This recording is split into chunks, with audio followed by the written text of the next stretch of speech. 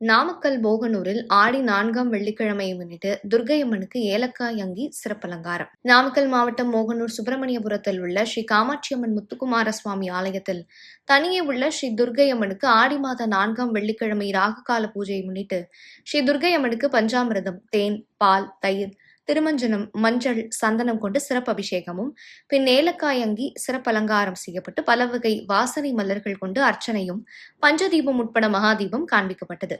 இதில் ஏராளமான பெண்கள் கலந்து கொண்டு எலுமிச்சை விளக்கு ஏற்றி துர்க்கையம்மனை வணங்கி சென்றனர்.